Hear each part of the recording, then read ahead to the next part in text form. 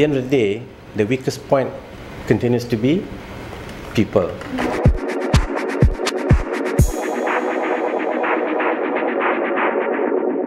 The EPF, which underwent a major system upgrade in November this year, is going fully digital to not only secure the data of more than 16 million members, but also improve user experience across all of its platforms.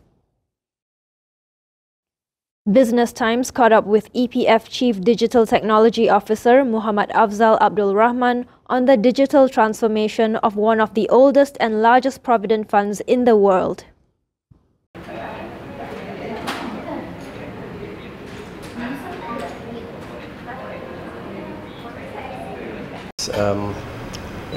With smartphones and the fact that today, aside from your wallet, you do carry smartphones everywhere you go.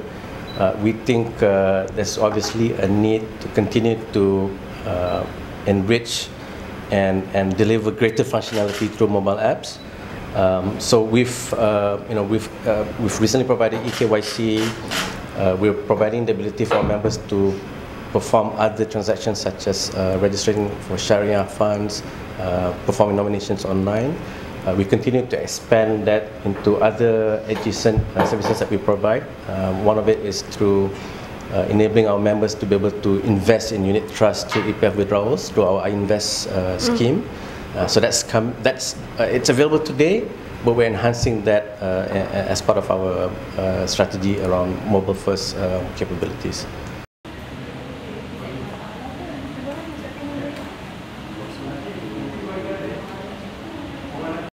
That's right. We do have, cyber security is the topmost priority for EPF. The fact that we've got 16 million members, almost 600,000 employer data, obviously very confidential nature. So cybersecurity continues to be at the top of the agenda. We do have in place various programs that are meant to address the key components of cybersecurity. We're looking at having the right policies, the governance, the procedures in place. EPF, for example, although we're not regulated, we do refer to Bank Negara. So we do refer to Bank Negara's risk management in IT. We also look at regional guidelines.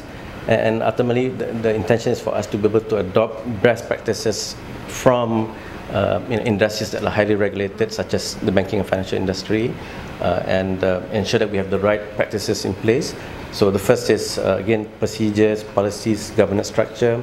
Second is putting in place the right technology capabilities to be able to protect what we've got today, but also protect what we intend to do in the future.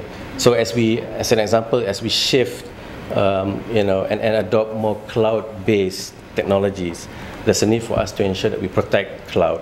As we expose more data through APIs, there's a need for us to ensure that we protect those APIs, and so on and so forth. So putting in place the right technology capabilities to ensure that we continue to be secured for today and tomorrow is our second key strategy.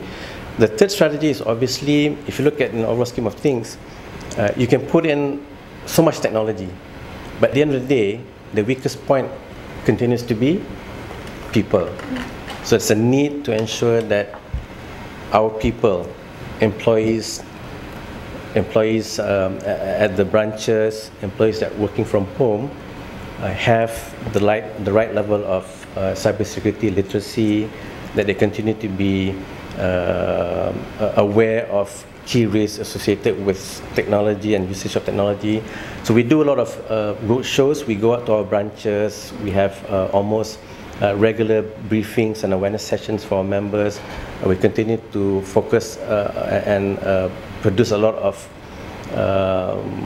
communication, reminders and awareness again for the general EPF population.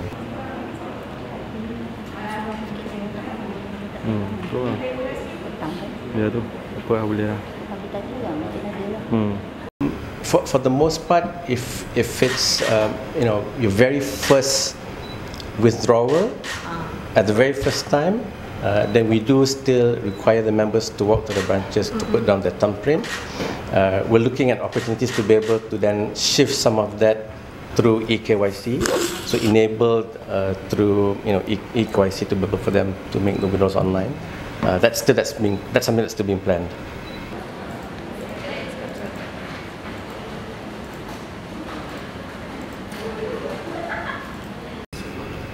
We're looking at a couple of use cases. I think the strength of, again, ChatGPT and Gen AI technologies, its ability to be able to devour the wealth of knowledge and content, and then be able to then put forward recommendations or responses.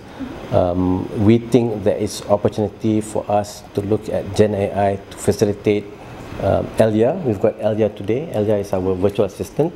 And Elia has been good in terms of helping us to respond to customer queries.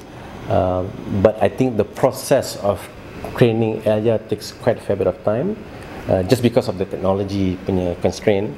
But with ChatGPT, the ability for us to train Elia is tremendous, because ChatGPT with its large language models allows it to devour a lot more content in shorter time. And I think that's an opportunity that we're looking at. The other is obviously looking at whether we can leverage ChatGPT or Gen AI as an internal advisor to our retirement and advisory staff. So as we go out and provide advisory to our members, if the staff needs to be able to respond and provide recommendations, but if the staff was complemented or supported through Gen AI, then the staff will be able to have an internal advisor that the staff can leverage on to be able to provide those recommendations to our members.